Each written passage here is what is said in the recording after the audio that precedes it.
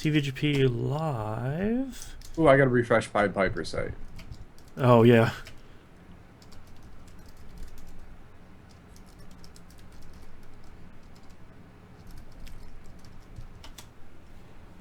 There we go.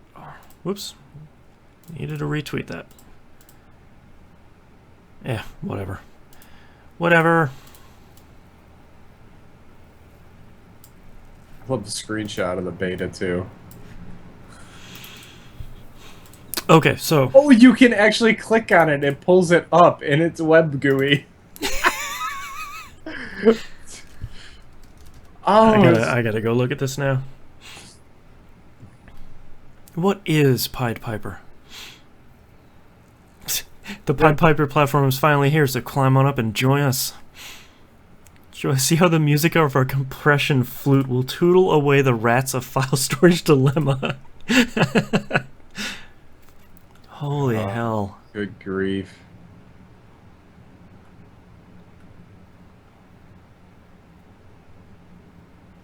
But yeah, like down towards the Pied Piper technology. Yeah, God, they made a whole GUI.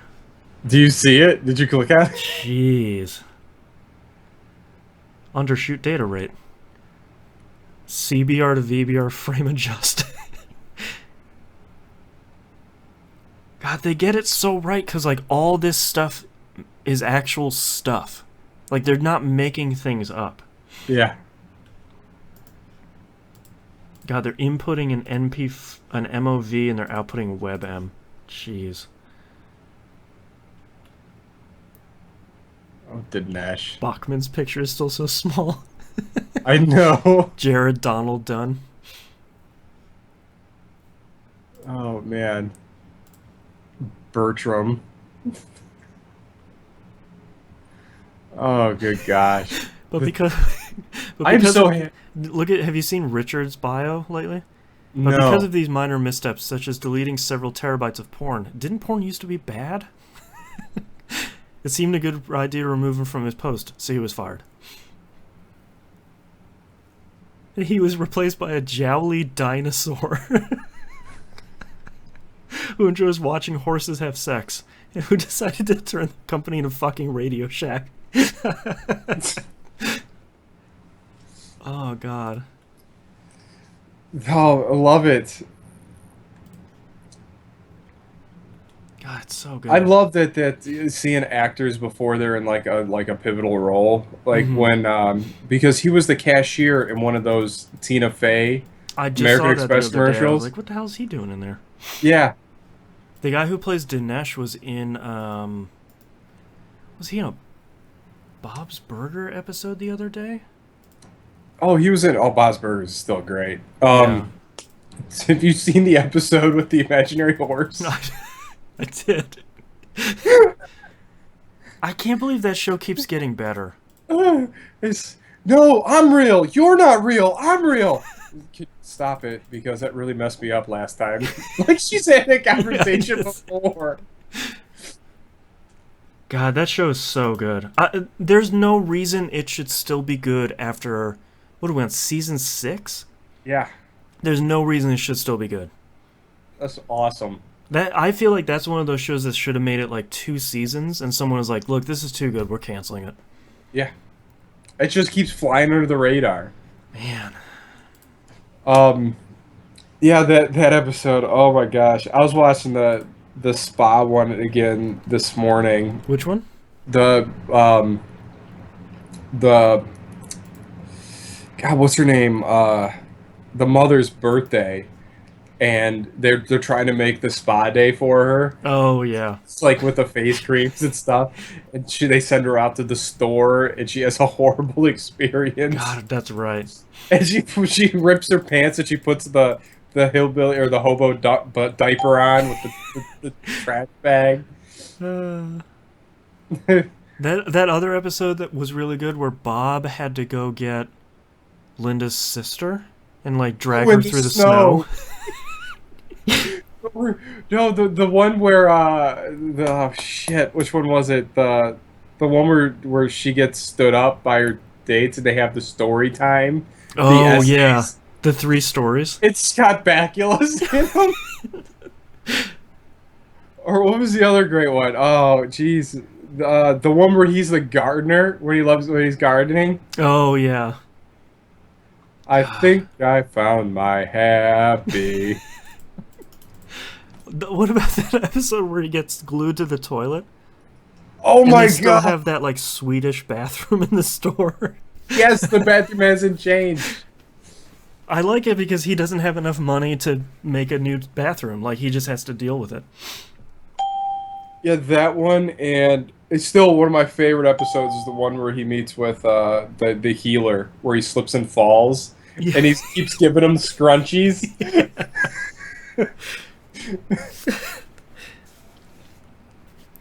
Oh, this God. show is so good.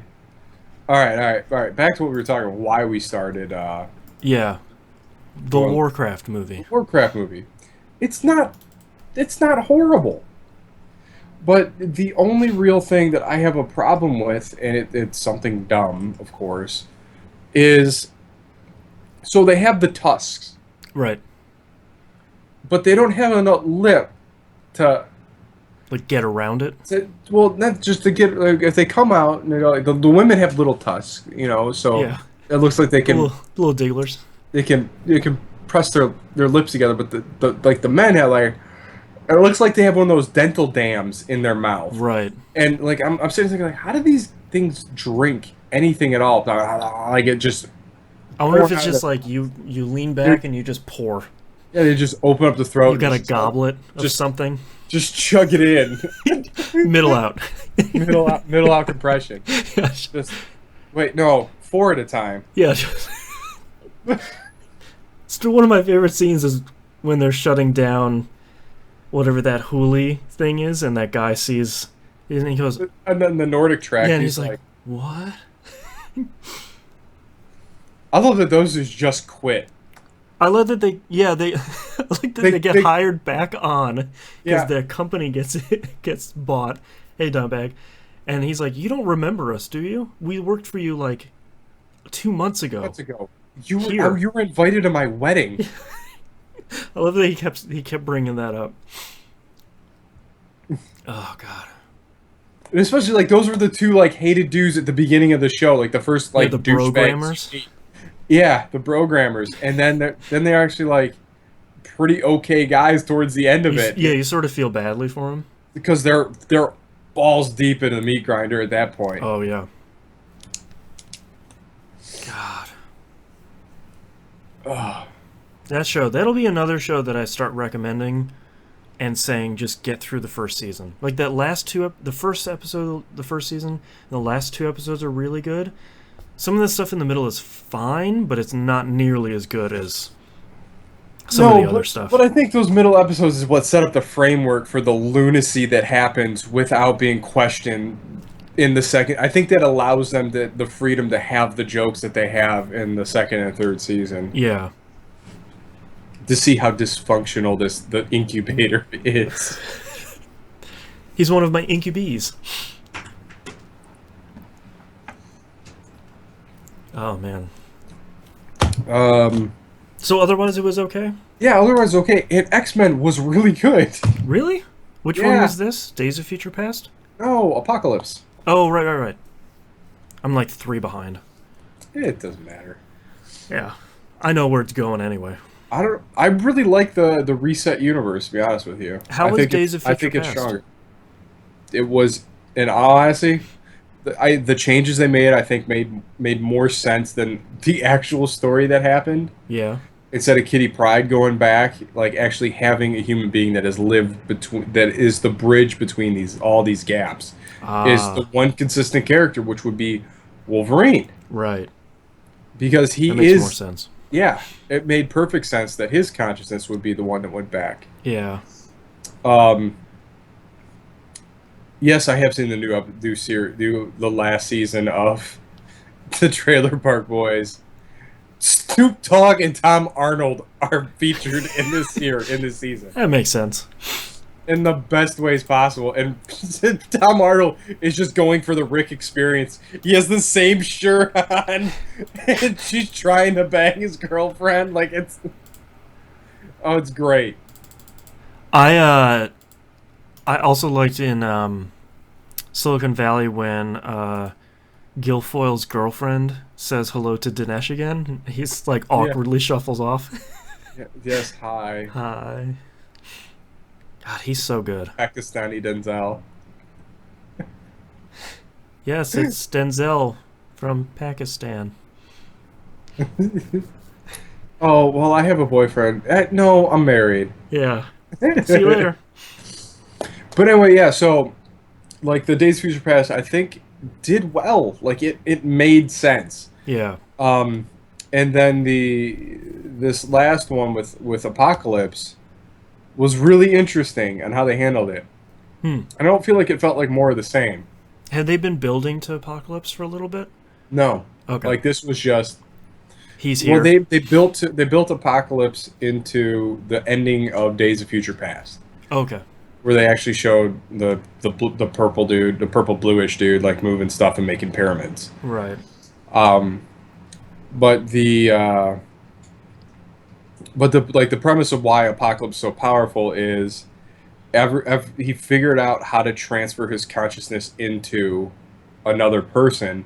So like he goes up, they move his consciousness over into the next host, Mm. which ends up becoming the same form, like Okay. mutating into the same form that he is. But he takes he's been amassing powers for like tens of thousands of years. Oh, he like piles them on top as he Yeah. moves along. Yeah, so he's like keeps doubling down, and he's able like I think his true gift is he's able to unlock your latent potential to its fullest. So Ah. that's why the Horsemen of the Apocalypse are so strong. Oh. Um, yeah, Wolverine's cameo was fucking great. Yeah. Oh man, then that's the one thing I think everyone was dying to see, Yeah. which is blowing my mind that way. Everyone's like, oh, it's just more of the same. I was like, no, they dug into more X-Men shit than all these other movies combined. Yeah. They're getting into the really cool stuff now. Yeah. Man. Oh, and Quicksilver was great in this one too. Hmm. Like it's like he does that thing where he's running really fast and it slows down time and there's always a song playing. Yeah. Like the first one in in Days of Future Past, like where Quicksilver is saving everyone to Time in a Bottle, which is brilliant. That's almost two on the nose, but it's really good. Oh, especially how he does it. Like puts his little headphones on, gets his little goggles, and just has that just moving stuff around, tasting the soup, like just running all over the place. That's pretty good. This one they did to Sweet Dreams, Oh, nice. which was an amazing, like probably one of the best slow motion explosion scenes I've ever seen. Wow. Like it was outstanding. Man. I really liked it. I think it might be the best one they put out yet. That's good news. I really liked First Class, Days of Future Past. This new trilogy so far has seen the best, and Sansa Stark as Jean Grey, probably the best cast they've had for that character yet. Yeah, I really liked First Class. I thought it was pretty good. Yeah, And Michael Fassbender's good in that, though. you know what? And that's the thing. Like Michael Fassbender is everywhere, but in every movie you see him in, he acts his fucking nuts off. Yeah, it's the opposite problem of Johnny Depp. Like, I Yes. don't want to see Johnny Depp in another fucking movie for like 20 years. Because I he's don't the wa- same dude in everything. No, let's get Johnny Depp in here, and he'll act weird. Yeah. Okay. And he'll make you $50 million. Well, you really can't argue that point. Though. Sure, I mean, I don't blame anybody, you know. Yeah. But yeah, like Michael Fassbender, like same thing with Idris Elba. You are Yep. going to get 110% out of those guys. With Todd Hiddleston, Yep. he is awesome in everything. Yeah. I saw a rumor that he might be the next Bond, and I was like, just do it. That'd be great. Ah, I think it'd be something different. I was gonna ask you a question, Knobs, but it's a spoiler. a spoiler for I'm assuming the X-Men movie. I saw it. Well, Oh, I mean, spoiler for you. Yeah, for like the video watchers and everything. Oh, come on, it's been out for 2 weeks. If you haven't seen it yet, it's your problem. I'm very curious to see who they're gonna pick for Bond next. I'm not sure. I'm not sure I would like Hiddleston. I really think it'd be clever to have Idris Elba as Bond. I think that'd be great. He's a hell of an actor. Yeah, I think he'd be perfect, but then that would lock him down because look what it did to Daniel Craig. He didn't do shit while he was Yeah. in those Bond movies. I mean, I almost think they can't do anything else. I mean, their contract when they're playing Bond is so aggressive. Like, famously, was it Pierce Brosnan was in another movie and he was supposed to wear a suit, but he couldn't wear a tie because his contract said he can't wear a suit and tie in any other movie ever for the rest of his life because he played Bond. What I think, what's his name? Roger Dalton broke that rule a few times. That maybe that's why it was in there. Yes, I think they killed him off. Hmm. He was. It wasn't a portal. It was the explosion. You know what? It might be a good thing. It might since that whatever that weird fusion drive that he was making for the Blackbird. If that did create a portal and threw him into space, and he hooks up with his old man, uh, the Star Jammers would be a great tie to bring in the Shi'ar Empire into the Mm, movies yeah. and give the X-Men some cosmic clout, which would be really cool. Yeah, it seems like that's where they should start moving slowly. Well, or at least drop some hints into it, Yeah. like kind of what and this is the thing I think what made the Avengers so great was they dropped a cosmic threat into that movie with almost no explanation. Yeah. And that's kind of the way it has to be. Plus, I want to see Gladiator on screen. Well, it's been one of my favorite characters of all time. Yeah. Superman with a mohawk. Yeah. Like it is. How He's can you awesome. go wrong with that? Fucking speaking of comics, all right, so I know you probably haven't kept up with Injustice. No. Um, holy shit! They just killed Alfred. Really? Yes, Jeez. they just killed Alfred, and the last shot was so they just Superman released Zaz, Hmm. and Zaz just ends up wandering his way into the fucking Batcave and runs into Alfred, and guts him.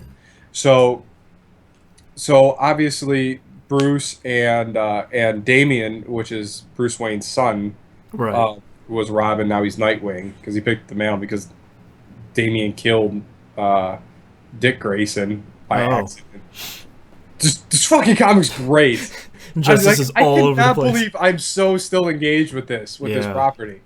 So anyway, so Damien's going to revenge. Bruce gets there first, and pretty much breaks both Zaz's legs. And then Damien shows up. He's like, "Kill him," and he's like, "No, that's that's not what we do." Well, if you're not going to kill him, I'm going to kill him. And then their little father son tussle and whatnot, and then Superman just comes in and just starts talking shit and saying, how can you be such a hypocrite? This is ridiculous. These people, this is making the world a safer place. And he's like, no, by not doing it makes the world a better place. And this whole thing, and then it gets to the point where Superman just beats the shit out of Batman for a minute. And then he takes like the super green pill because that's the thing that makes it it evens the playing field between Superman and everybody else. Oh, okay. It's green pills that Lex Luthor created for a whole army. And Luthor's like a double agent in the story too. Like he's feeding Batman and the Resistance all these pills and saying and Superman's like, dude, I can't make any more, man. Something's fucked.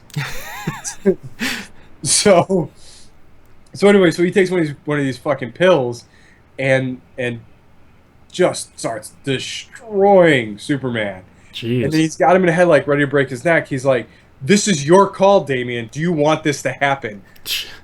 Next issue. Fuck. Oh, it's great. It's great. I cannot believe this. Fuck Earth, whatever.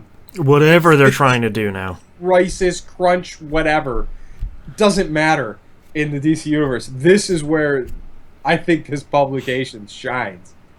because everyone is unhinged at this point. The only news story I saw about whatever disaster DC's trying to do now is that they've confirmed they're going to give the Joker a backstory. That's like the last thing you want to do. It tried it in The Killing Joke. It didn't work. Don't try it again. He doesn't need one. What? Yeah, exactly. He's scary because you don't know who he is. You don't know where he's coming from. He's just crazy. That's that character. It's pretty simple.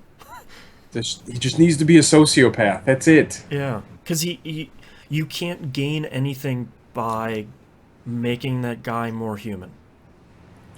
No, and the only one that I think really worked with the Joker was having him involved in the Wayne's parents in Batman. Yeah. You ever Dance with the Devil in the Pale Moonlight? Yeah. Ah, man. DC, come on. All right, you ready to kick this thing off? Yeah, sure. Got your what you've been playing? But yeah, I do think Havoc is possibly dead. Yeah. Possibly confirmed. But that also set up to get Scott more involved, which I think they did a good job with Cyclops in this one. Angel looked amazing. I've seen some shots of that, and that looked real cool. Oh, it's way cooler. Like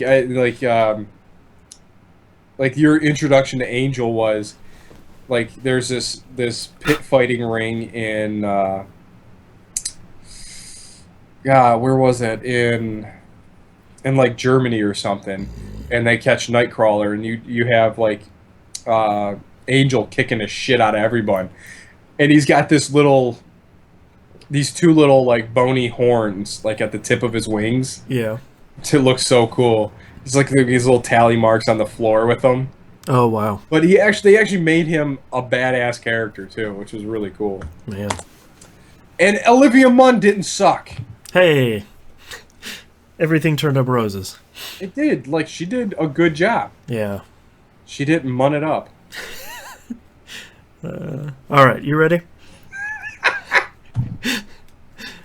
What do you mean you hated the ending? I'm sorry. I'm distracted now. I know. All right, let's get started in 3, 2, 1. Welcome back to another episode of That Video Game Podcast. I'm your host, Boston. Joining me, as always, is Mr. Knobs. What's up? 2 pieces of news we got going on here. There are E3 conferences going on as we're recording. So that's like the very first one, EA's one, is happening right now. So, we're not going to have a lot of E3 news here. We're going to have some pre-E3, some pre-3 news. Couple rumors here and there, but next week is going to be our yearly E3 blowout extravaganza. If you're a new listener, the E3 episode is just E3. There's no what you've been playing or news or any other news stories or releases or whatever. Just focused on that. This year we're going to have a very special guest joining us, so tune in next week to find out who. And also, happy birthday to TVGP alumnus Brad. The 13th is his birthday. So, happy birthday to him wherever his travels may take him. Spoiler alert, it's Ohio. All right, let's get right into it. Knobs, what have you been playing this last week? I'm trying not to just take that bait there. Resist chat for 2 minutes. Okay. All right. All right, so Monday Night Game Night. Left 4 Dead 2. Oh, it was a good time. I know we harp about this. I know I harp about this game a lot.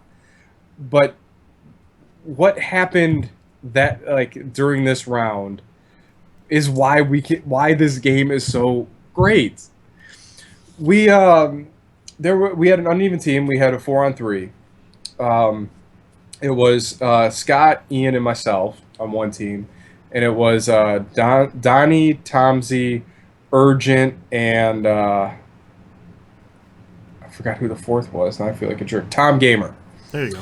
So it was a pretty fairly balanced teams outside of having us with one tag along character as for an NPC.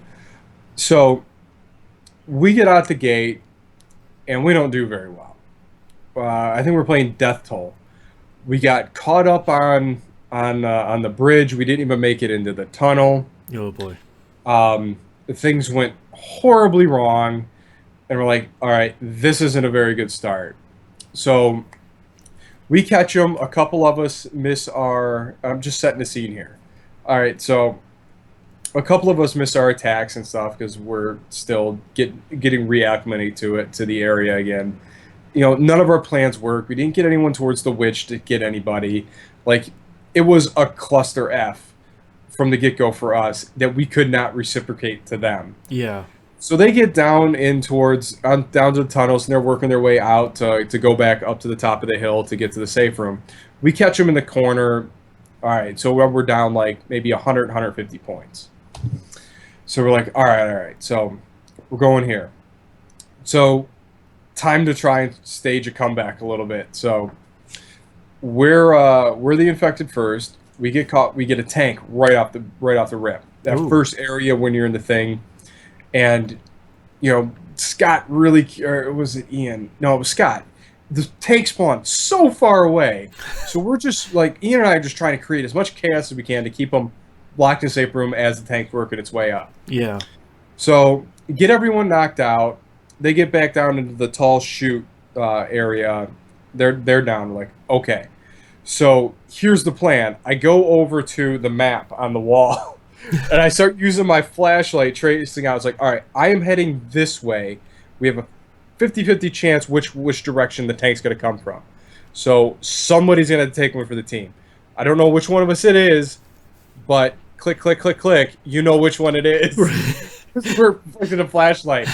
We're like using Morse code to try and plan this stuff. So we execute the plan.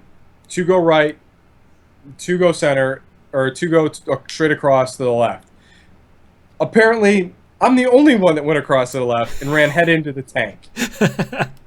Well, actually, I couldn't because the PC player followed me. The humans went. They got down. They made up some points. I think we closed the gap by like 25. Oh boy. So we're still down significantly. The third map where you're jumping out of the bell tower could not. No, that's when I'm missing a map here. Anyway, at some point we were down close to 700 points, going in towards the finale.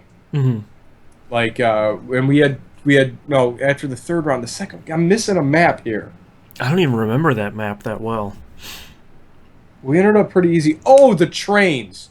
Okay. Oh, yeah. The train yard with the big pounce off the watchtower. Yeah. That's the third one. That one, we might as well been a wet paper bag because they ran right through us like we weren't even there. Caught it up, and that's when the game broke wide open because on our run we didn't even make it to the we didn't even make it over the train. Oh, like jeez. we got stuck in the little tram area. It's just some perfectly timed attacks. Like I got boomed. A spitter came in. A charger knocked everyone into the hole, and the lone survivor got smoked. And it was like game over. Like all right. At that point, we were pretty dejected. Like Yeah. we're just like, well, we don't we'll just keep playing. We'll just get through this because For the fun of it. we didn't think we had a shot because at this point we really couldn't stop them. Yeah. Like at all. So it's their turn on the all right, so there's that map. Then yeah, so it's the one where we're going out the alley by the gas station with the church window. All right, that's where we caught them. Right. So on there, we were just relentless. Like we had our time spawn, and we had a new fresh infected coming out like clockwork. Like they were constantly under duress. Right. They didn't even make it to the point where you had to jump up on the van. Like we had knocked them down in that alley just past the gas station. So we're like, all right, this is our window. We have to make something happen here. This is our chance. This is our chance. So we get to that point, almost under zero duress, and all of a sudden, the gate started opening on us. Like, all right, then it was a slog to get all the way up to the van, get to the top. All 4 of us made it down to where we dropped the forklift that lands on the car. Yeah. So we do that. I'm gone. Like I'm just Pew. They're all gravy from here. I'm going for it. Yeah. So I get down, I make the turn to the bus, and I look back, and they're just tiny in the distance. I'm like, Son of a. all right, so I'm just gonna do the best I can. Just sit here, hold the fort, hold it down. Yeah. The NPC's down. Ian, leave them. Let's go. So they Just get up, they don't. make the turn. Scott catch up to me and ends up in front of me, and I'm gonna turn around and try and clear the path for Ian. Ian drops like screw it. I'm gonna keep going. And the amount of common that put Scott, I don't think a special infected got us. It was the sheer amount of hands and crotches in our faces. It was just a torrent of zombies. It was unbelievable. I wish it was recording for that because it was bananas. So at that point, we closed the gap to about, I think it was like 200 points. Like we had closed from 7 to 200. We made up 500 points in the last 2 rounds. Wow. So we're like, we got a shot. We could do this. We got a shot. We got a shot. So as we're going on, so you go through the parking, not the parking garage, but the little like mechanic garage, out the door, into the cabin, through the cabin, over the thing to get to the boathouse. They didn't make it past the cabin. Like they maybe got a few steps outside of the fenced-in yard. Wow. And we're like, we got it. Like we could do this. Like it's a 600 point spread. I think we just have to make it through one tank in the finale. The finale event. Like, okay. So we're fighting our way and we're doing as best we can. We're keeping the NPC with us. We get to the boathouse and we're like, we really got a shot. We can do this. Guys, it's happening. This is going on. This is happening.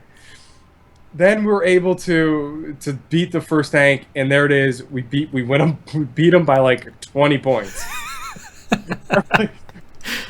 And everyone's just like, well, that was just in disbelief of that actually happened. Battle back, but it wasn't like an unfair match. Like it wasn't that we walked away with it. It wasn't that we weren't playing poorly beginning. Like it just circumstances just lined up better towards the back half of that map, and yeah, I don't think we've ever had a comeback more than 200 or 300 points. I don't think I remember you guys talking about a swing that's been that big. Not in a couple of years. It was amazing. Like it just like not even it was awesome to be on the, because I think this is the first one Tom Gamer has lost since we picked the game back up again. Right.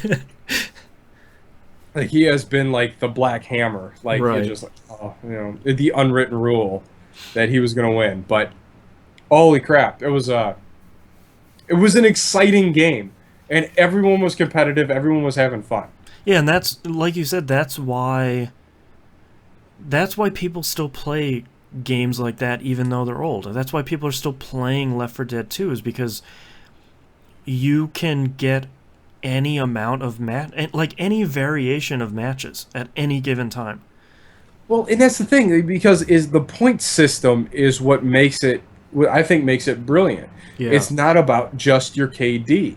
Right. And it's not just, well, I got a little bit further. It's, well, I got a little bit further and killed more stuff, and all 4 of us had our health packs. Yeah, and we all made it, like, and it's the group. Yep. Like, because even if one person shoots ahead, yeah, he's going to make up maybe 100 more points. But if all the characters, you'll get more points getting all 4 50% of the way than everyone doing a quarter of the way and one making it. Right. Like it's a matter of staying together. Yeah, the math works more in your favor if you act like a squad. Yes, yeah. And that's the fun bit. Like, oh my gosh, that was exciting. Like that was an exciting night. Yeah, and we all had an absolute riot. Man. So with that out of the way, I am so done with Marvel's Academy. Avengers Academy. I'm still deep in it, so I'm curious what happened. Okay, so obviously the event's over. The new one pops up. Right. Okay, that's fine. The British are coming. Yeah. So I have a new set of dumb things that I have to figure out. Some things to collect. To collect these certain stones that I can only do that at 2-hour increments or whatever. Right. And everything costs 40 or 50 of these stupid stones. Right. Which is okay. That's obnoxious, but whatever.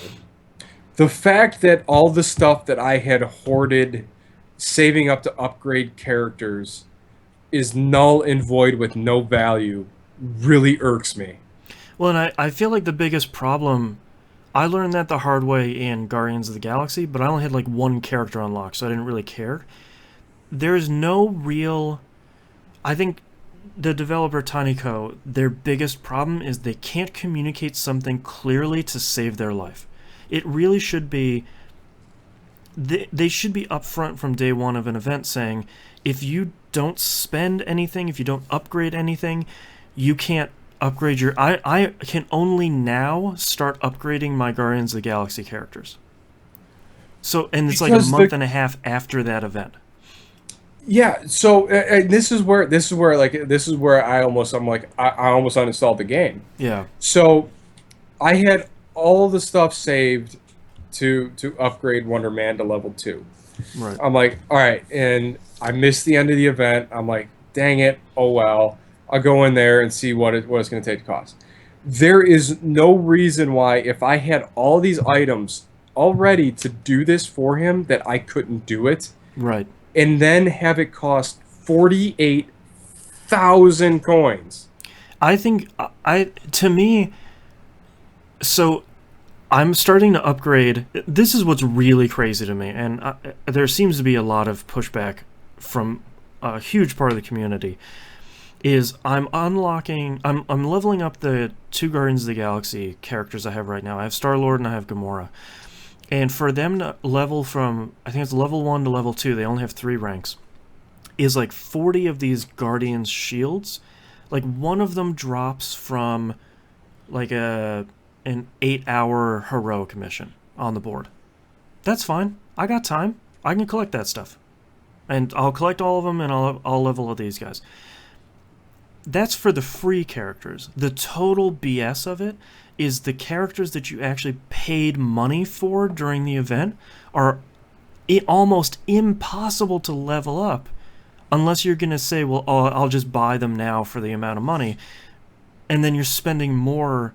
Like, it's reverse. I wouldn't be that mad if it took 48,000 to level one character that was free, because you're going to continue to be free. Right.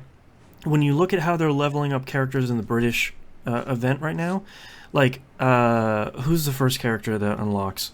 Captain Britain. Yeah, Captain Britain. If you on his like level 1 to level 2, it's like 1,500 coins. Yes, That's what Wonder fine. Man should be.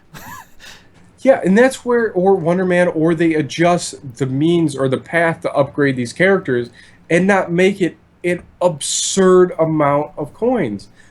I think to buy that amount of coins, it's like $100. Yeah, and for people that aren't playing the game, to get 48,000 coins, just to rank up once, an average mission for like a level 5 character will give you like 300 coins. Yes. And that might be like an 8-hour mission. So it's nearly impossible. And I don't see Well, why... no, it's impossible to progress anything else in the game if you want to level him up. Right. So now I just have a purple arm dude roaming around my campus that I cannot use. Yeah. And thankfully now they just added them to the mission board, but that's not... Like, I don't understand why... If they can take the Guardians of the Galaxy characters and they have an upgrade path, which I feel is fair for upgrading them with those icons or badges or whatever, that feels fair. If you want to go with Wonder Man and say, like, one of his collectibles was selfie sticks. You want to say, look, he needs 100 selfie sticks for each rank, but they just drop from the mission board. I'm fine. Yeah, I'll get that over time. But it's the amount of coins where I'm just like, this is absurd with no other stipulations. Right. Like, you're telling me like I can't do this other stuff here? Like, you know what? I still have all this junk laying around from the last event here. Yeah. Like, do I really need Agent Carter's statue in the thing? I tossed all that stuff or in the storage. arc reactor. Like, I don't need any of this stuff anymore. Yeah. Because it's not earning anything. Like, I would understand it if, you know, I still had the vibranium factory going to continue to level up those particular characters. Or if or because you spent money on those things, they generated, like one thing every 24 hours, and you needed 100 of them to do it on another level.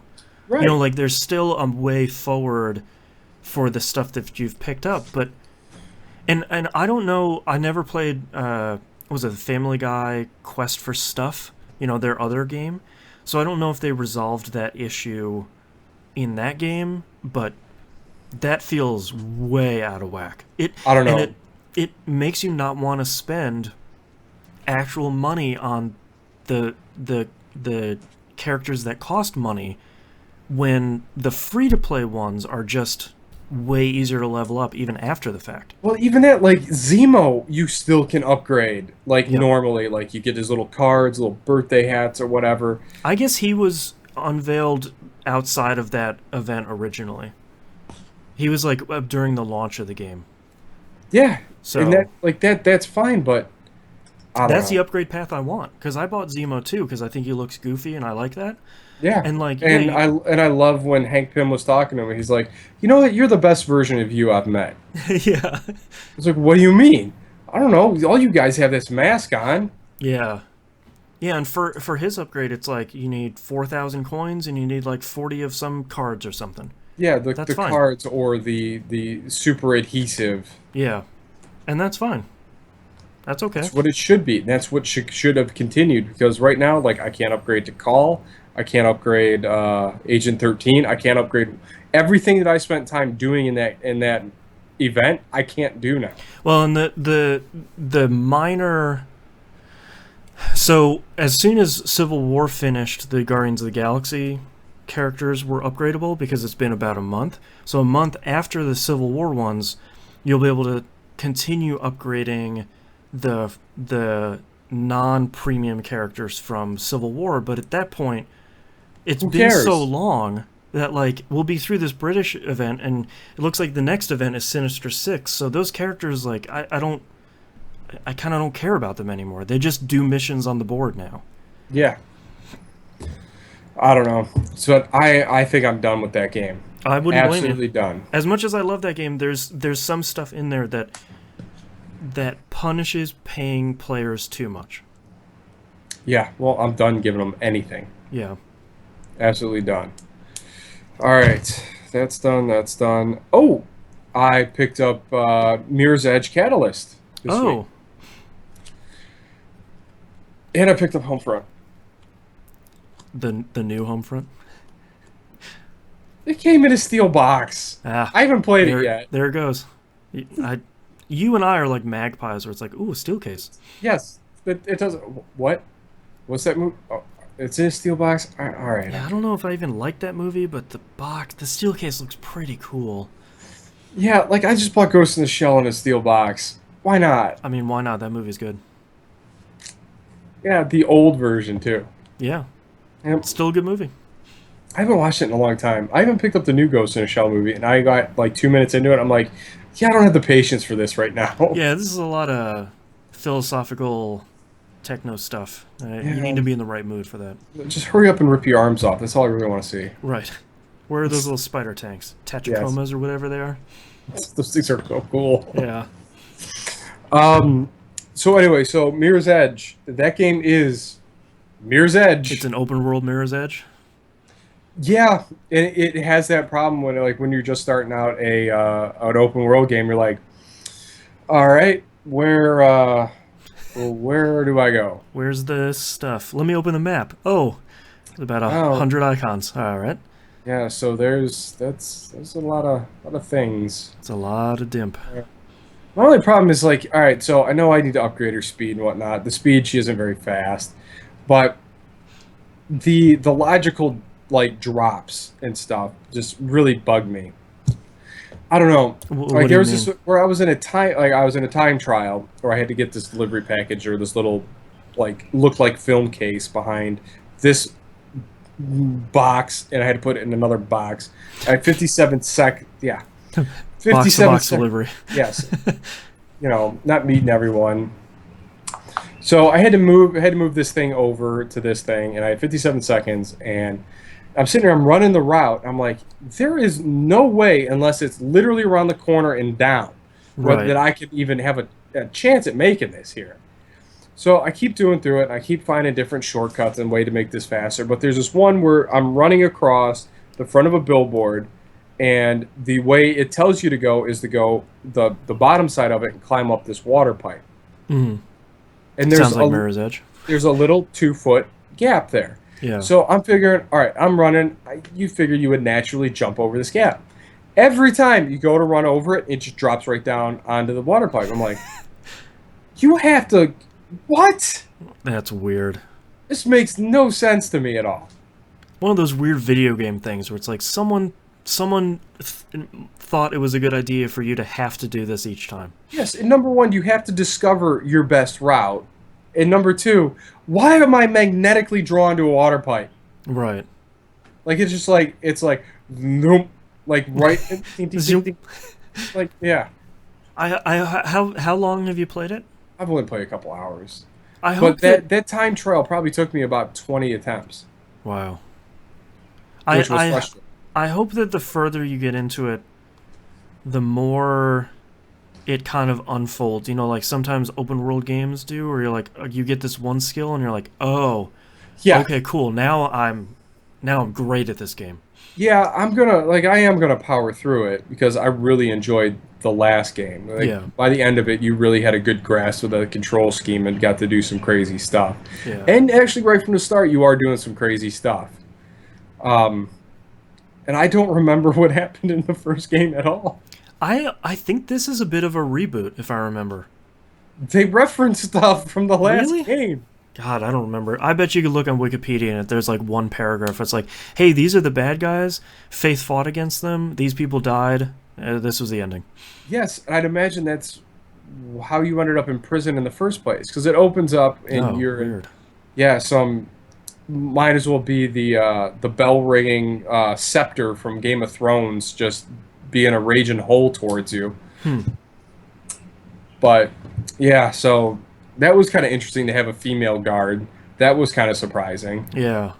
Um, and the suits and everything looks great. Like It's all cool, clean, the futury. further you get down in the city, the dirtier it looks. Nice. Up at the top, it's pristine white, and you just see your little black footprints from running around all over the place. That's pretty cool.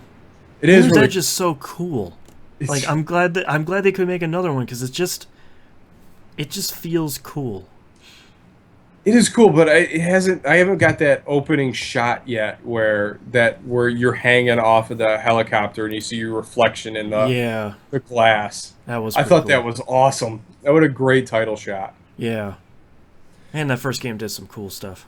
But the hand-to-hand combat stuff is a little janky, I imagine, because I haven't leveled up any of the skills yet. So Yeah, I'd imagine there'd probably be some cooler takedowns other than like zip line drop kicks or wall running drop kicks or sliding drop kicks. Like a lot of drop kicks, a lot of drop kicks. Or Yeah, just a little two-toed shoe going dee dee. And that's the hard part too. Since we played the first one, there was no upgrade tree in that one. It was just here's your stuff. Here's an 8 to 10 hour game. Go do some cool parkour. Yeah, because that's what I was looking for. Like the time trials thing is where we spent a lot of time on just Yeah. trying to one up each other and watching the other person's run. You're like, oh, I didn't Or really. you I can didn't even. you can get up there. I Crazy. didn't I didn't even know you could take that route. Yeah. But right now, you don't have like the jump on wall, snap, turnaround move yet. Oh, rough. So you can't triangle jump up anything right now. Right. I mean, I Which guess was- that makes sense for an open world game. It's just for a Mirror's Edge game, it's a little weird. It is. Yeah. But yeah, so I plan on playing more of that. I wish I'd have played some Doom today, but House of Cards sucked up the rest of my afternoon. Yeah, I am way into that rabbit hole. Yeah. And the last game I played, and I'm going to recommend the guy that recommended it last week. Everyone should pick this game up because it is great. Nonstop night on either iOS or Android Marketplace. It's Night with a K, and it's free. It is free to play, and it's a great free to play too. Like it gives you a chance to watch an ad to earn more stuff. Like I think I'm getting like 2 million coins from watching a 2-minute ad. Nice. So that is awesome. But this game won me over the second I unlocked the chest, and you go down through like 5 levels, you fight a boss. 5 levels, you fight a boss and get a chest. And they start with simple chests, wooden chests, swamp chests, silver chests, gold. I haven't got a gold chest yet, and mystery box chests. Ooh. That just give It you could even stuff. be a boat. It could be a boat. So then let's take the boat. Anyway, that's that's starboard, honey. We're nautical now. One of my favorite lines from that episode. Oh, Bonnie. Anyway, but anyway, yeah, the game is it's real simple. Like you have like 3 special attacks. You have like a spinny attack or a ground pound. You have a like a slam attack, which you're gonna do like 1 or 2. One of them actually yields you coins every time you do it. Or I like the one where I had 2 because the only maneuverability you have are your abilities. So if you're getting pounded by it, just slam away from them and just to get away to give yourself some breathing room. And then you have another one where you can spawn minions, which is so cool. I always love those skills in games. Well, this actually has like a companion character, but you got to pay for it. I'm not ready to drop any money yet after the Marvel or Agents Academy. Yeah, you're still a little bitter.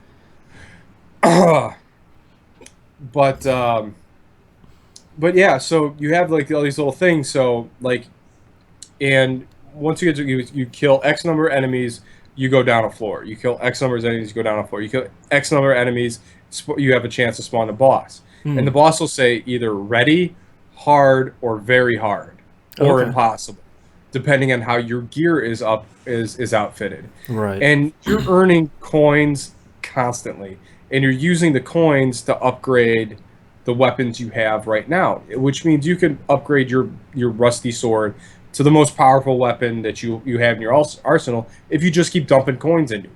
Oh, nice. But and then you'll be able to get further and further down, right? Right. As you get further down, and as you upgrade the coins, or as you're beating bosses, the equipment that's coming out of the chest is, I think, 1 level higher than your current weapon that you have now. Yeah. And if you want to re-equip a weapon that you liked before, you can buy it in with gems that you earn through fighting bosses and whatnot to instantly knock it up to the max level that your current weapon is to keep using the weapon. Yeah. And some of them have different stats and whatnot. But just the lunacy of the guns. Like, I had a hatchet for a while, a pitchfork. But when I started getting fish as weapons, really made me love this game. My favorite thing in RPGs is like, you got a new weapon. It's a fish. And it's also really strong. Like, it is a giant koi that just is slapping stuff around. Like, this is great. I just sit here and watch it. To me, that sounds a lot like Dreamcast era Sega. Oh yeah, like that's the stuff I love. Yeah, like you almost have like 0 input in this game. Your guy is constantly running. Like, all right, so I haven't. What's my battery level out? Make sure it taxes a battery too. Oh yeah. So if it's running in the background, no, I don't need to see that picture of that pizza anymore. But anyway, so I'm gonna load the game up right now. But as I've been gone, like as the name Nonstop Night, he just keeps killing minions. It'll tell you like you killed X number of dudes during this turn, you earned this many coins. Right. And then you're like, all right, cool. I upgrade this, upgrade this, upgrade this. Get back in the dungeon. Just hop right back in the dungeon and start kicking ass again. Yeah. All right. So during that tour, while I was playing Watching House of Cards, I killed advanced 1 floor, 275 minions, and earned 661,000 coins. Nice. Putting in some work. And literally, you open it back up, and the dude's just running around. He's just cooking. There he is, slapping dudes with fish. Yep. I mean, how can you? In the best ways possible. How can you be upset about that? Yeah, and even if like you just silence the game, he's gonna go kill some more dudes for me. I just downloaded it here before we started, so that'll be my game to hop into after this, and I know it's just gonna eat me alive. It is so low impact though. Yeah. You're like, all right, I'm just going to, and the only time you really need to really be engaged is when you're at a boss fight that he's stuck at. Oh, okay. You It's need to the use your skills and stuff. Yeah, just Yeah. use your skills to get through the fight as fast as possible, and then you can just literally put it back to sleep, let him go for probably an hour, and he's at another boss just waiting on you. But not waiting on you, but killing still because everything infinitely spawns. Yeah. So the thing that's really good is there's a group of upgrades that you use these tokens for. And the tokens are used to you buy like a shield percentage upgrade, coin gain, attack, and all these percentages keep compounding. Because I think I was explaining earlier before we started recording that like I'm at like a 300% coin gain right Right. now because I got like a few 50s, a hundred, and another one, or another two, like maybe 4 or 5 25 points, just to boast that stuff up. Same thing with attack, shielding, and just overall base stats. And you get those by the amount of equipment you have in your inventory. All gets converted to tokens as you ascend. So Ah, selling that stuff for gems really isn't that advantageous right. because you're really only using gems for to buy either potions or and potions are like a half-life upgrade. So like say a boss puts you down but he's like so close to death, you use one of the red potions, you have half your health. Usually you take him down in a couple hits. Yeah. At least you can progress a little bit more. Well, to keep going further and further down the dungeon, and remember, I think last I checked, I was on like level 60, dungeon 65 or something. I'm just Oh, nice. kind of ride it out. I'm gonna try and hit 70. I'm gonna ascend to the top and then upgrade a bunch of stuff, and then just put it down. And he'll probably get down to level 30 or 40 before I really have to start paying attention. There was another potion that was called nonstop, which is ironic. But instead of him running everywhere, he just kind of warps to groups of enemies, and you Oh, go through wow. levels really fast. I think that's a really cool idea for some of these mobile games, and that's what I really liked about Soda Dungeon. Um, was like you would get all the way the furthest you could, and then basically you'd die and you'd cash out all your stuff. And in Soda Dungeon, you could warp like 10 floors at a time, but because you were going up to like level 1,000, it went pretty far. But I like that idea of, all right, we're going to push the limits as far as we can. We're going to come back to town and cash out, progress a little bit further, and then come back and cash out. And I think that for me, that play loop is really satisfying because you even if you get 1 floor further each time, you're still making some sort of progress and you're still stronger and stronger each run. Yeah, because the last time I cashed out was level 50, and I was having a lot of trouble with the bosses where I would sit and let it grind all night, upgrade everything as hard as I could to get it to from impossible to very hard, and then really concentrate on that fight just to get through it. Yeah, And then I'd cash out, and then I realized all the stuff that I had in my inventory counted towards tokens. I was like, wow, I should have been selling that stuff. yeah, So I'm really hoping I got probably 2 or 3 thousand tokens to play with once I reascend. yeah, But yeah. I'll play that after this. it's that is just really good, and it's like I said, it's very low impact. Like Yeah. you don't really have to input anything that you don't really need to.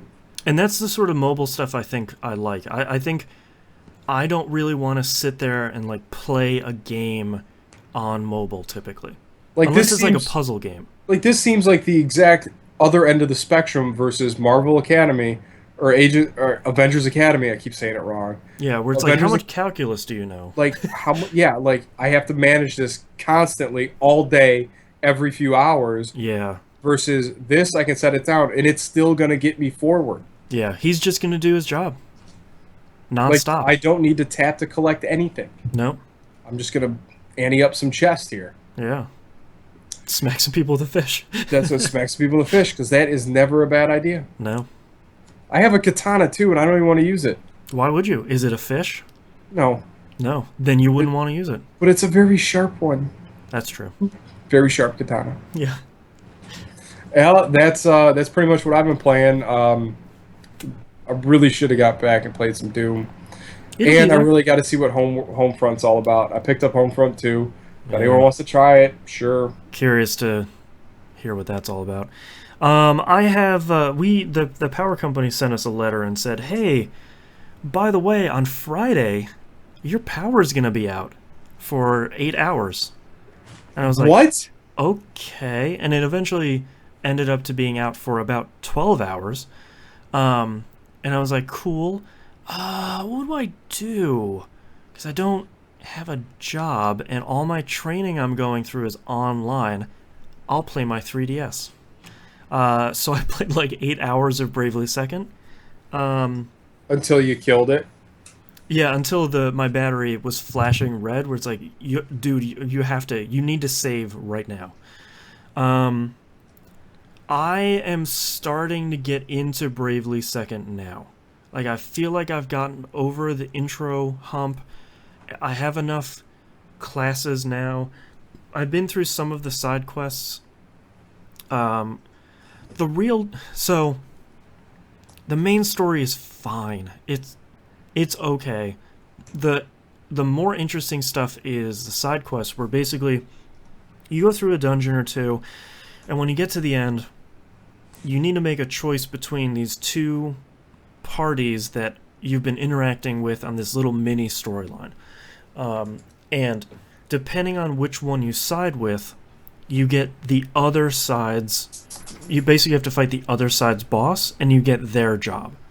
So the very first one is Thief versus Red Mage.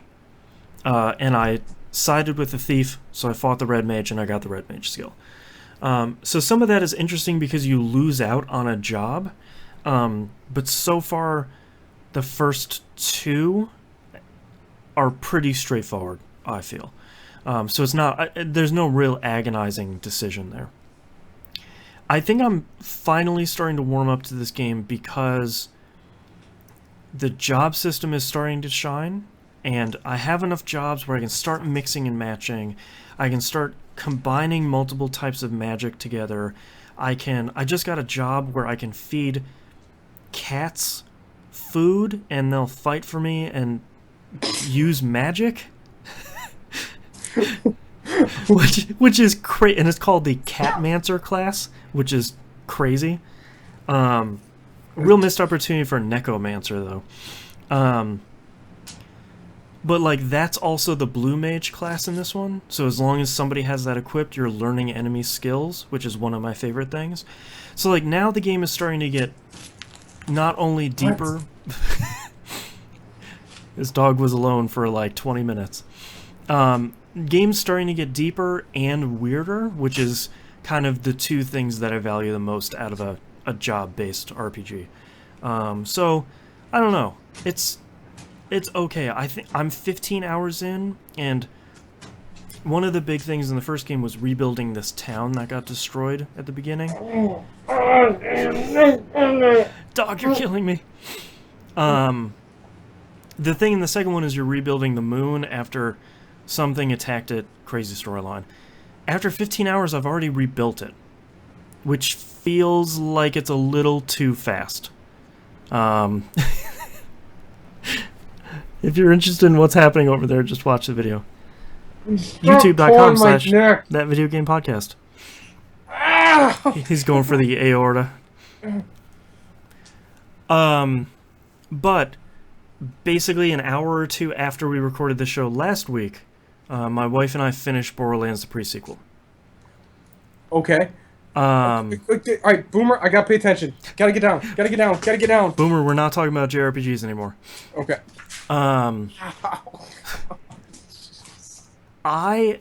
So I'm not gonna spoil anything because I know there's other people in my situation where they haven't finished it, and I really don't want to spoil the ending of this, but I almost hate to say it, but I think this is my favorite non-Tales from the Borderlands game. And it's just that last hour. The last dungeon is a bit of BS. It's not that bad. There's like a bunch of bosses all at once, but that final boss was really good. Yes. And super tough. And I'm impressed that they made a boss that required you to do your butt slam. And oh my god, that ending. Just there's so much stuff in like the last 2 or 3 hours of the prequel that leads so nicely into so many little things of Borderlands 2, like even stuff where why does Jack hate the bandits and why does he think vault hunters are bandits? Are the worst. That's all covered in pre-sequel. Like there is a scene. I'm gonna try so hard not to spoil this, but the explanation and the shot of why Jack is wearing a mask is one of the most striking things I have seen in video games in a really long time. It's this still shot that is only red and yellow, and it So is good. brutal. And it's just, I had no idea it was coming. I had no idea what was happening, and it happens, and you're just like, oh god. So imagine how hard it was for me not to spoil any of this for you. I appreciate it. That is an incredible amount of self-control. But it's the thing that was what really cemented this as probably my favorite Borderlands game was the expose towards why everyone is the way they are in Borderlands 2. Right. Because there was no bridge between how those characters, how the original four Vault Hunters landed in their positions. Right. Yeah, like it so nicely slots between Borderlands 1, that ending, like the DLC ending, Yeah. and then the start of Borderlands 2, and then carrying. So there's two storylines going on. There's the storyline that bridges 1 and 2, and then there's the storyline that bridges 2 and Tales from the Borderlands. And both of those, where it's leading into 3. that's true. And like all of those storylines all together at once, number one makes sense, which is incredible. But they're all incredibly satisfying without feeling like, I have always said this. I always have a problem with stuff that's set in the past for any universe because, like, there's something, it's set in like the 1950s in an office. And it's like, I have to make these copies. I wish there was a machine to do this. Wink. Like, I hate that stuff. And somehow pre-sequel managed to avoid all of that stuff so nicely, and the way that it tied up all these loose ends felt like it was just wrapping up its story, but then at the same time you're like, oh, that's why, okay, well that makes Borderlands 2 make a lot more sense. Yes. In a way that felt natural without it sort of leaning over and being like, this is Borderlands 2. Like it was never like stage whispering at you. It's just sort of like, hey man, here's how this stuff happened. Makes a lot of sense now, huh? But even the fact that they tied in. Did you find the mini destroyer yet? I don't think so. So part of what I'm doing right now is, so end game spoilers, we're done with those for the moment. Beginning of the game spoilers start. So I started a new playthrough as the Jack's clone. Enjoy. I'm so glad you didn't tell me who this character is. So a little bit of spoilers for the first hour of this playthrough as this character. This character is a dude who's out of college, unemployed, and has student loans that they gave surgery to look and sound exactly like Handsome Jack. This character hates Jack. I know. This character will say something where he's like, is that what Jack would say? God, I hate this dude. Like he's 100% in love with Moxie. And he hates Handsome Jack. Like, he does not want to be dealing with him. He doesn't want to be acting like him. And on top of that, your Digi-clones all insist that they're the real Handsome Jack. One of my favorite lines of the handsome with the Digijacks. Oh, the world just got 25% more handsome. My favorite one is Jack here, the real one. Somehow they managed to take this You have to go down the inspirational tree. I'm only like level 11, so I don't care. I'm not You really will. worrying. Is that the tree where you pick up money? No, look at the Oh, one. No, not the stacks one. okay, Um, there'll be in the skill tree, and I think it's the far left one, okay, enterprising or whatever. sure, Um, it has a little megaphone. You need to have that on because it is hilarity. okay. Um, I think it's incredible that they could take a character that you're supposed to hate, make basically make him playable, and then turn your expectations on your head where this dude doesn't want to be Handsome Jack either. So it's almost like your bosom buddies because it's like for anybody that doesn't want to play Handsome Jack, this dude doesn't want to be here either. Like he's just getting a paycheck. And then when you run into Jack, he's so in love with his clone and like so Yes. distracted because he's so handsome. Like it's insanity.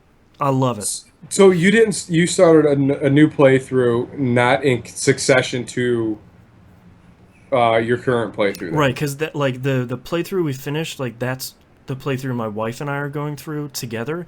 So like we'll finish all the side quests, we'll do all the DLC, we'll do that. And I was starting over another one just to see how crazy the Jack class was. Oh, the Jack class is probably the best class in that game. Yeah. Like it is like having because you did Wilhelm, right? Yep. So it's like having like Wolf and Fox, Yeah. except they're Digijacks, and then you get Badass Jacks too. Yeah. And Um, I'm the tree I'm going through right now just because it was making me stronger at the beginning as I'm playing solo. Is whenever enemies kill a Jack clone, and that thing lasts forever. yes, Then your clones get stronger. So like if you're running up against hard enemies, they're just killing them, and the clones that are coming back are even stronger than the ones that just died. It's yes. crazy. Oh yeah, and they're great. Wait till you get them with the shockwaves that come off them, so Yeah, they Nova Blast every time they get in. I've seen that. Yeah, But that game is great. I will say it again because I'm hoping that every time we talk about this, someone will listen to us. Get past the Marif stuff and get out of Concordia, and that's where that game gets good. Even playing through it a second time, the beginning on Helios is great. Those first couple boss fights are great. As soon as you run into that jump pad boss, that's when it deadlift. all goes downhill for Yeah. like 15, 20 minutes. Then when you get out of that first area, you're back on it. Wait till you hit deadlift on Ultimate Vault Hunter mode. Oh god, Is far and away the hardest fight in that game. I don't doubt it. That fight is some Far and away. BS. Far and away one of the hardest fights I ever did. Yeah. Um, oh man, there was something in there I was gonna bring up too, and I forgot it. I just Oh, all right. So anyway, so the treat of the true Vault Hunter mode is, so Athena has already told the story to everyone, okay. except for Tiny Tina shows up late and she wants them to tell it again. Right. So the outside narrative is literally Brick and Tina just talking like a dialogue. It is gold. That's really good. I can't believe how much of that stuff is in this game. How much voice work they recorded and how much different stuff there is in that game for or you're playing it through the second time, you're playing it as Jack, so everybody you're running into hates you. You're playing as Athena, so like people are talking to you and then you're narrating in the modern times. Like there's so much stuff that's so different in so many of these playthroughs. It's incredible. It's something that it's such a small detail, but it pays off so well. And it's something they didn't really need to do. No, but the thing is it makes Borderlands 2 almost inferior because your character literally doesn't have this amount of input into. Yeah, it's a much I've been playing 2 a little bit here and there, and It's really quiet. it's a very quiet experience, yeah. So yes, go play pre-sequel. It's really good. Against all odds. And against Well, all expectations, it's really good. We petered out on it twice. Yep. On Twice 2 we tried. platforms. Yes, on 2 platforms. Well, and even when they announced it, we're like, okay, I don't care. Gearbox isn't making it. This 2K Australia's making it. It's a prequel and a sequel at the same time. This sounds so dumb. I don't care about it. Yeah, we couldn't.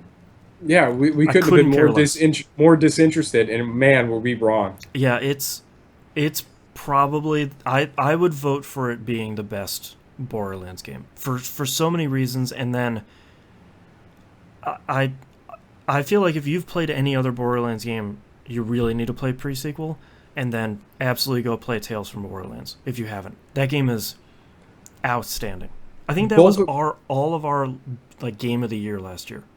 and both games had more character than anything else we played that year, and that's probably anything I played this year. Was the pre-sequel had Yeah. the most character in it itself, like the game and the world itself was such a good experience. And that's in a year that also had Life is Strange, like Yes. which in any year would have been number one, hands down. But oh So man, I can't wait for you to mop up all the side quests weren't most of them were a waste of some of them were a waste of time, yeah, some of but them are some of fun. them paid off so well. Anytime Torg shows up, my wife and I are just giggling. It's hard. See you later, Oh, I feel bad for the big muscly guy. yeah. Oh, it's so good. All right, well, that's all I've been playing this week, so let's take a break. He that ending shot was just The yellow and red is just it's outstanding. it was so great. Wait, I can't wait for you to get into the claptrap stuff. Yeah, I'm looking forward to that. Ah, here we go. The images of the Xbox One S have leaked. Really, That's tinier. you're putting it up. I can send it to you. It's a tiny Xbox One. That's it's in white, which looks kind of cool. All right, what else did EA announce? Oh, that's it. Great. Now I gotta wash my hands before I pick up a controller again. I'm so greasy. I wasn't greasy. I just eat a lot. Um, Get some hot sauce on it. yeah, that's true. They showed Battlefield 1. Yeah. Oh, So what about- so all I missed was Battlefield 1. Okay. I think Battlefield 1 is gonna be pretty cool. I think it looks super cool. The thing that I just read was armored train heist with horses. And I was like, okay, great. I will check out that video. Yeah, the Americans are good at that stuff. Yeah. I'm really interested into it because I mean, honestly, I think my knowledge of World War One really all stems from All Quiet on the Western Front. Oh yeah. Like that's all I really know. Ouch. Oh, I gotta upgrade my dude. All right. After that, let's keep moving on. I still have more stuff around the house to do after this.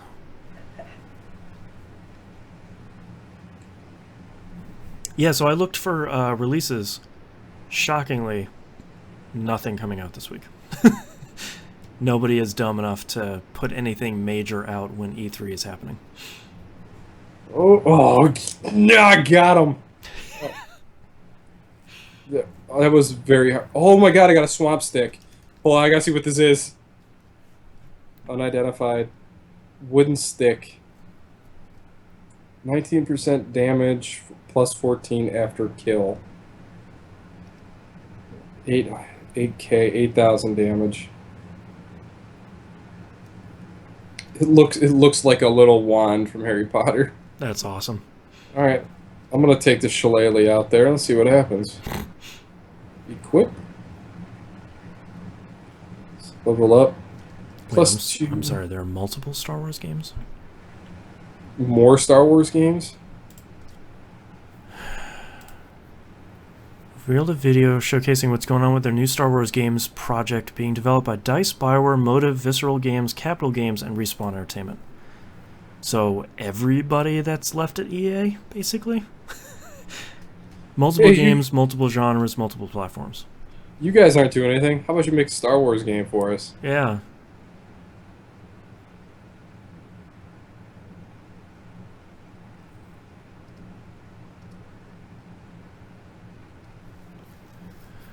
Oh boy.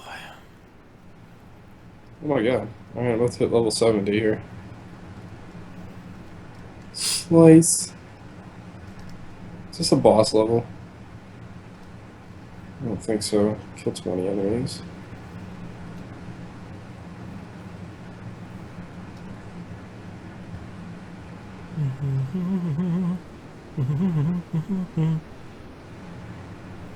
Oh, that's where I remember Visceral from. Yeah, Dead Space. Visceral's Dead Space. Yeah. They have a new Star Wars game led by Uncharted director Amy Hennig. Alright, well, Amy Hennig makes good games. What's the type of game? Is it going to be a third-person adventure game?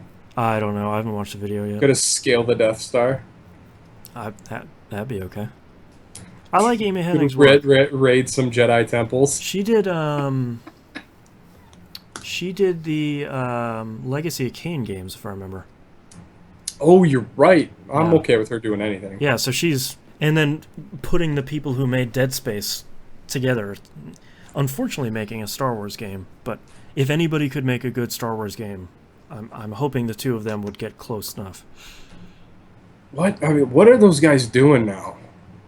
That must just be what they've been working on for the last couple of years. After Dead Space 3, maybe? Because I don't think they came out with anything after that. Yeah, no, they did... They did Dante's Inferno, then Dead Space 3. And I don't think they made... Let me look it up. Google Visceral right now. There we go. Founded in 1998 in Redwood City, California. Alright. Okay, so Dead Space 3, Battlefield 3 Endgame. I don't know what that is. Must be some DLC.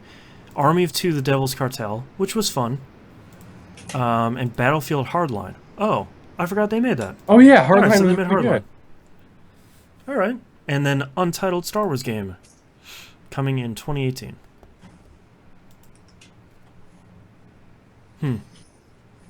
They made the Simpsons game? Really? What, Simpsons Hit and Run? No, the Simpsons game for 360 and PS3. That third-person one, you remember that one? Oh yeah. Yeah, that was a weird game. I didn't like it. That gave you an achievement for pressing the start button. That's all I remember from it.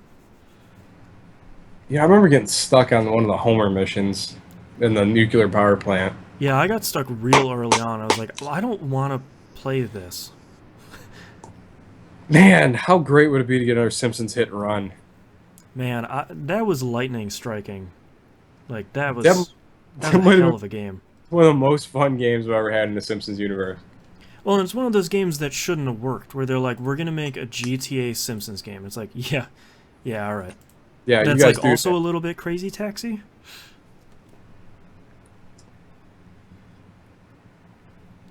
All right. Jeez, what about that shooting in Orlando? That is some horrible stuff. What is it? Was it 50? 50 dead, 53 injured. Like, that's just... I don't think I will ever understand that. I don't get it at all.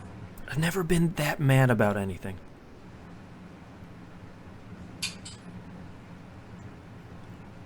I can't imagine that. Like, it's... Oh, God, my back. Oh, God. I hit this, like, one knot in my back in the same spot every time. You might have a rib that's dislocated. No, I've had that happen before.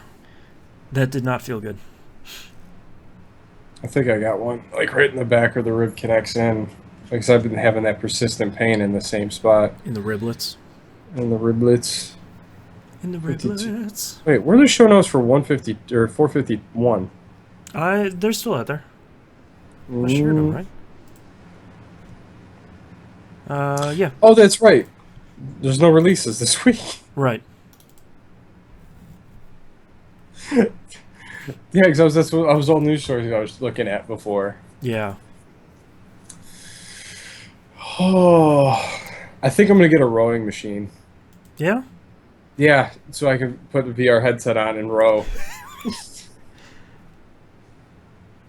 that's not a half bad idea. At least have some sort of scenery. That's true. All right, since I don't have to look at anything. You ready? Ready. All right, ready in three, two, one. Welcome back, everybody. This week we got releases. Nothing! You Nothing. get nothing! Nobody is dumb enough to release anything during E3 this year. What's in Thank the goodness. box? Nothing!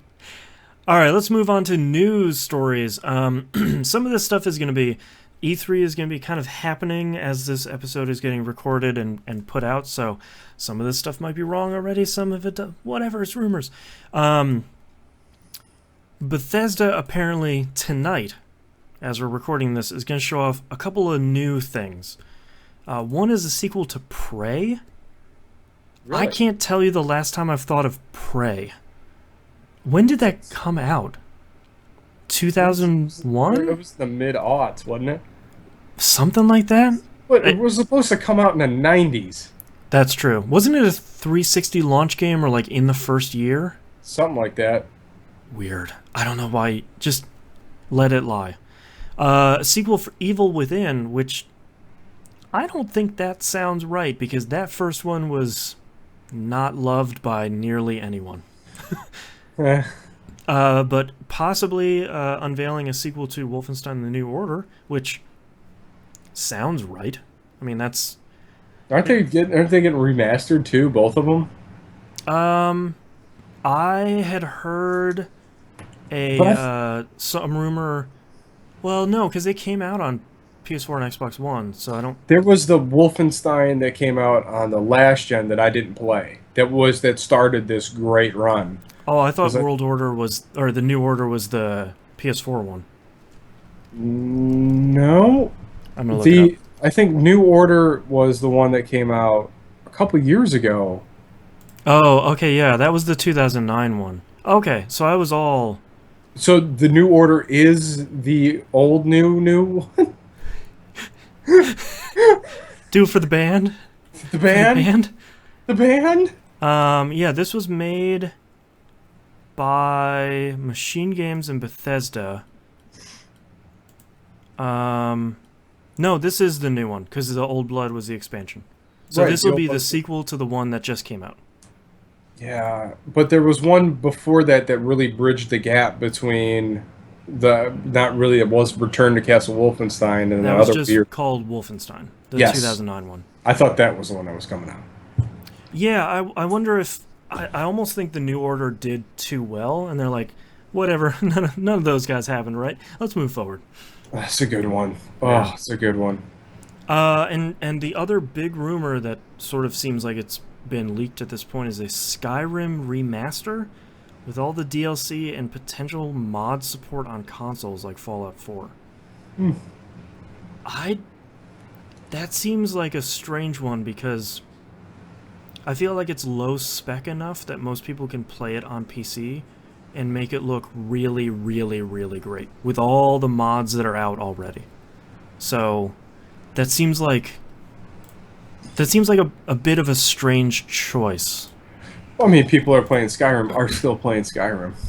Yeah, but I feel like they're playing it on PC, and I wonder how big the market would be of people that missed Skyrim. You know, in some form or fashion that still wanted to play Skyrim. That's part of the problem. Right. Because if you wanted I to play don't want it, to play it. the only opportunity would be if you had a PS3 last gen, because the PS3 version of Skyrim never really got fixed. It got better, but it was still half dead. Yeah. So weird. We'll see tonight though.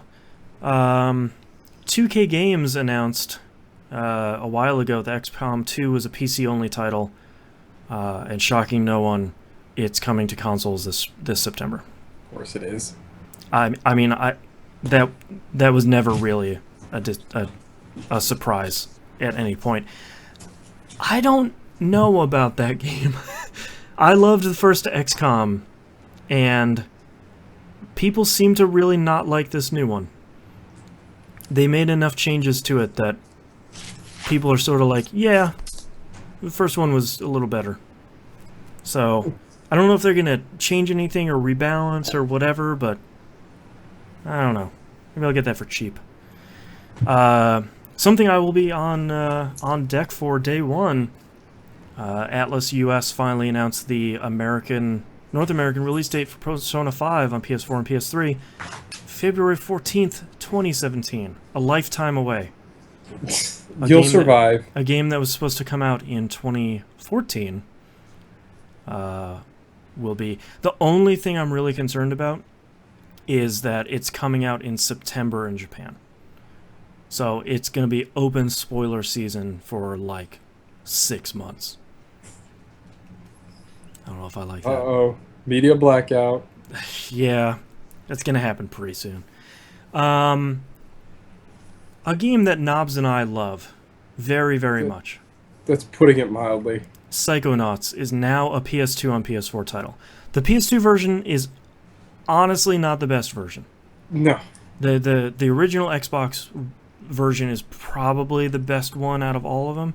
I've heard that the Steam release is actually really good because they kind of fixed it and controller support's better and all that. But Psychonauts is really good. All right, Mr. Bunn, you and I are going to be tight. Yeah, Psychonauts is really good, and it's one of those games that you haven't played another one of.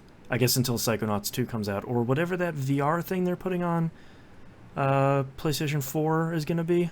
Oh, how cool would that be, the brain tumbler in VR? That's basically it. Nice! Yeah. So, thankfully someone said, like, hey, we could just do the brain tumbler training thing. And I went, oh, yeah, that sounds like a really good idea. Let's do that. Oh, man. Next news story is one that I've been waiting for a really long time, and I'm not going to shut up about until it actually comes out. Square Enix finally announced a remaster of Final Fantasy XII. Oh, it looks so good. That's the one with Tidus, right? No, that's 10. Oh. This is the one with the guy that looks like Aladdin. Sure. It's basically a Star Wars, A New Hope. Oh, okay. Yeah. It's really good. People hate it because they're wrong. It's the one with the crystals, right? That's like 10 out of 13 of them. Hey, one of the ones with crystals. Here. I'm trying. That's true. It's one of the ones with. It's the one that Are there a lot of buckles and swords? Well, that's guaranteed. And swords. It's the one I played a lot in college. It was the one that had macros, where you could say like, oh, if this guy gets under 50% health, automatically throw them a potion, stuff like that. Oh. Yeah. Okay. Yeah. I'm uncontrollably excited about it. I can see that. And I feel badly for everybody, because I'm not going to shut up about it. It looks so good. All right. I think Knobs and I, another understatement is we like Saints Row the 3rd and 4. A lot. They're really great games. Volition has the developers of Saints Row, at least 3 and 4. I think 1 and 2 as well, right? Yes. The Saints Row franchise has announced a new game, Agents of Mayhem, coming out PC, PS4, and Xbox One 2017. They're calling it a Comic Hero Universe setup. It is a brand new IP that's set in the Saints universe, but it seems like it's far in the future. This looks kind of interesting. It does look interesting, and I'm like, I watched the trailer a few times. Come on, man. Go away, dog. It does seem like kind of down the MOBA rabbit hole a little bit, but I hope it's more of like a like a 4-player co-op shooter. Yes, like it needs to be more like Crackdown. Right, and I really like the style of it. It really does look like it's not really cel shaded and it's not realistic graphics. It really does look like a comic book. It looks a lot like Battleborn. That's true, yeah. There's something about the movement and the heavy lines and everything that isn't as heavy as cel shading, but it looks pretty good. So I'm gonna keep my eye on that. I feel like after Saints Row the Third and Saints Row 4, I feel like that's a developer that has the benefit of the doubt with me, where it's sort of like, all right, I want to at least see what you're doing. This will probably at least be crazy. I'm hoping it's gonna be fun too. Yeah, Volition definitely gets a little more leash than some others. Yeah. Another leak here. Dead Rising 4. I'm, you know what? I'm down. I, I was really, it really caught me by surprise how much I love three. yeah, it almost, from the rumors, it almost seems like it's a return to the setting of Dead Rising 1. The Colorado Mall. Yeah. You know, I've covered wars. That game was so good. Everybody hates that game because of the stupid time limit, not realizing you have to start that game over and over again. That game was so good. I'd like to Yeah, see that game was like a third-person roguelike. it. Yeah, it very much was, which is, I think, probably the reason I liked it, and didn't like many of the other ones. Well, three is so good. I have heard that. I can probably get it for like $5 now. It is so good. You'll love it. I probably Come own it. on, jazz hands. Yeah.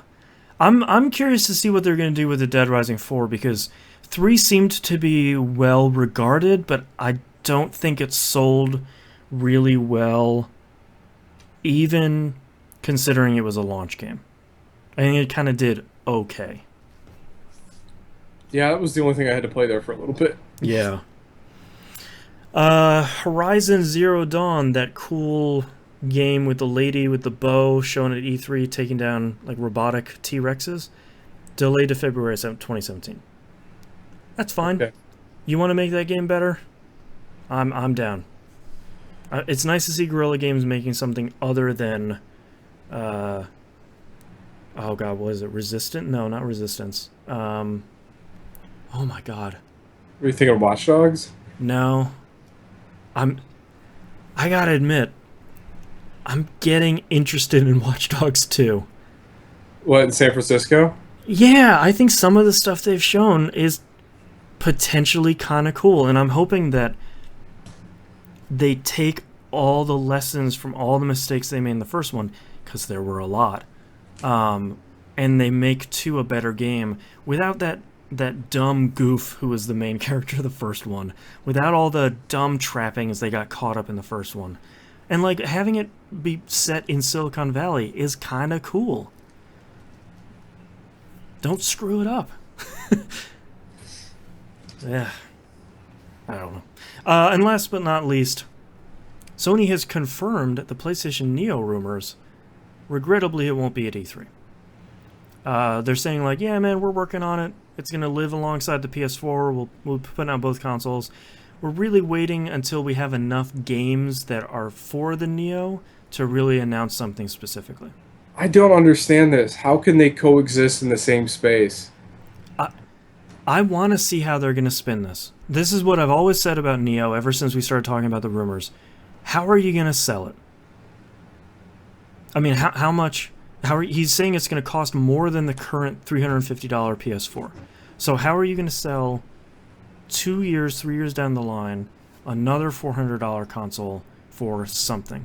You know, Microsoft is undoubtedly going to announce, it's looking like the Xbox One S is going to be what they're announcing during E3, and it's a smaller console. It looks like it's juiced up a little bit. Rumor is it's going to put out 4K video for like streams and maybe Blu-rays. That makes sense. And it looks, and from everything that's leaked, they're going to phase out the old one. You got the skinnier one coming out. That's standard stuff. How much is the Slim? Well, they haven't announced it yet, so Oh. it's just all rumors and leaked screenshots from, you know, web pages that went up too early and stuff like that. But I don't know. We got E3 coming, so don't forget. That's all of our news stories. You know, don't forget we've got our E3 blowout extravaganza coming at you next week. Let's move to tweets. Yumadoryu writes in, if y'all could take the setting of one AAA game and combine it with characters from one indie game, what would it be? A setting of a AAA game and the characters of an indie game. That's tough. What would our setting for a AAA game be? Would we toss? What constitutes a AAA game anymore? I was thinking, let's toss the ladies from Life is Strange into Gears of War. What that would be an Just indie go game all the with way those weird. characters and Let's just go super weird with it. all right. See them in the armor and everything. High five it. No, I would like to see them in Army of Two. Oh, that'd be so good. Chloe wants to shoot the tiger. Max doesn't. Yes. Where's the butterfly? I need to rewind. I've made a poor decision. God, I think we reached the top of the mountain on that one. Characters in an indie game. I don't play a lot of indie games. That's a problem for me. Yeah. I don't know. That's really good. Can I beat Life is Strange Army of Two? I could just imagine more hellish scenarios that we could put them in. All right. Well, yeah. All right. Let's put those two in Dead Space. Great. But all right. Let's see where we can put Chloe and. How about in Spec Ops: The Line? Spec Ops: The Line. Watch the descent into madness. Yeah. Then let's put them in Mass Effect. Chloe, right now I'm trying hard to think of something I would. Chloe has the perfect hair color for being an Asari. Yes. I'm sorry, your skin tone does not match your hair. What's the problem here? God, Max is like this milk toast shepherd would be great. Now I know what my next shepherd's gonna be. It's gonna look like Max. Just this like 100-pound. It'll be like pacifist. Natalie Portman in space. Right. Alright, I gotta write that down. Yeah, so where else would I want to see them in? What other nightmare scenarios can they go into? Have them teleported back in time to go into Battlefield 1? Some real trench warfare. Have them be the two robots in Portal 2. It's so good. Have them be the two robots in no, well, it's not a AAA game, but have them be the two robots in Tales from the Borderlands. Oh, that'd Just be great. Full on crossover. Oh man. Oh, Chloe and Max, you're too good. You fit in so many games. Yes. Oh god. Hella yeah. Hell, this is hella scary. They call them Hella necromorphs. locusts. Or just have those two as in the Left 4 Dead. There's hella pills over here. There's hella pills over here. Oh, I need some heals. Meanwhile, Chloe's beating stuff up with bats, and there's Max just taking pictures. Oh, go get your selfie. No, God. There's Chloe's thing, and there she is, like with a witch. Yeah. All the witches will be the professor. Oh, that'd be so good. Oh my god. Have the drug dealer as the smoker or something. My favorite tweet of a long time. Thank you very much for writing in. We have one email from an anonymous tipster. Non-ironically, anonymous tipster. I'm going to try and protect their identity as much as I can. Hello, Boston. I've been a fan of you guys going way back when this was just a rock band podcast. Haha. I was thinking about that recently, where it's like, man, what did our releases used to be? Rock band songs. That was a weird time when DLC was new. Yeah. And downloadable games were new. We were figuring that out. Ah, good time. I'm really Borderlands. That's true. Yeah, anyways, Borderlands. I really enjoy the show, so I'm giving a little exclusive. This person works with a company and would like to tell you that they will be announcing DuckTales 2 Remastered at E3.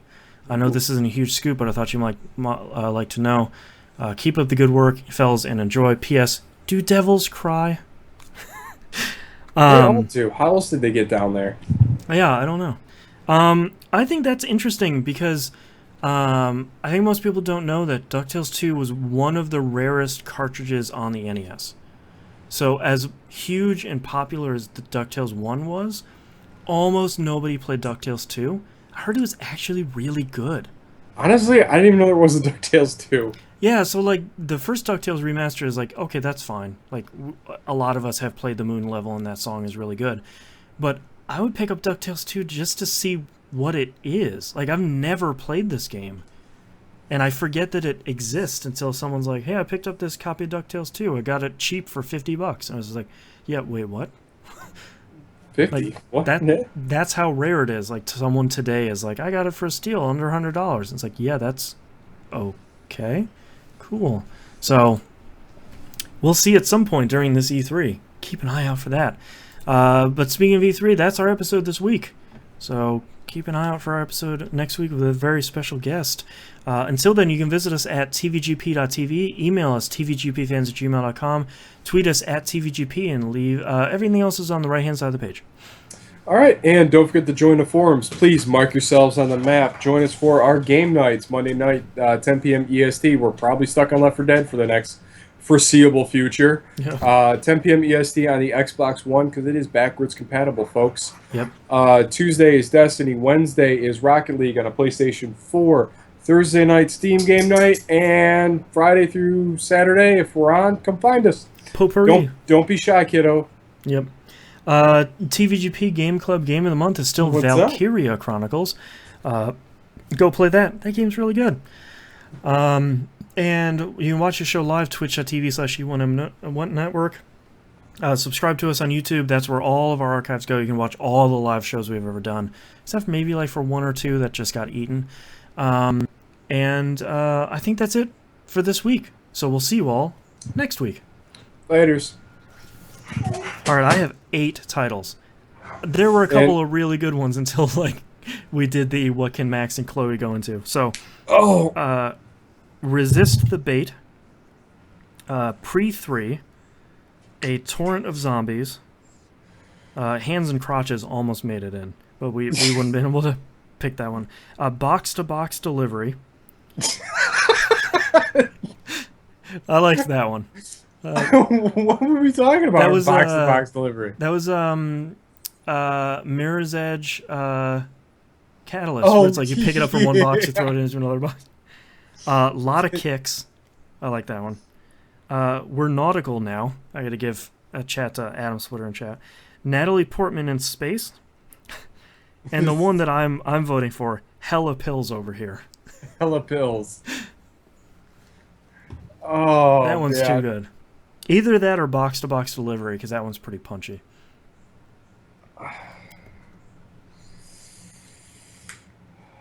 I like Hella Pills a lot, though. Yeah, I'm drawing a blank on what to follow that up with. Yeah, I don't know. That's kind of the joke. It is. What else are there catchphrases? I'm trying to think what else are catchphrases. Well, yeah, because you're thinking like "go f your selfie." You could say maybe like I bet my step douche hid them. Damn it, that's great. All right, I'm gonna circle that one. It's too good to not use. That's the bad part. Oh man. Oh, think. Man, that's so on the point though. Something about step douche. Yeah. All right. We'll see how serendipitous it is. Okay. All right, starting in 3, 2, 1. This is That Video Game Podcast, episode 451 for June 13th, 2016. Hella pills over here. Yo, that's my stash, step douche. Nailed it. All right, thank you very much, everyone, for watching live. I appreciate each and every one of you. Don't forget, we will be back next week for our E3 blowout. Once all the dust settled, we'll be your one source for E3 news about a half a week late. So see you next week. Bye. Last week tonight. Yeah.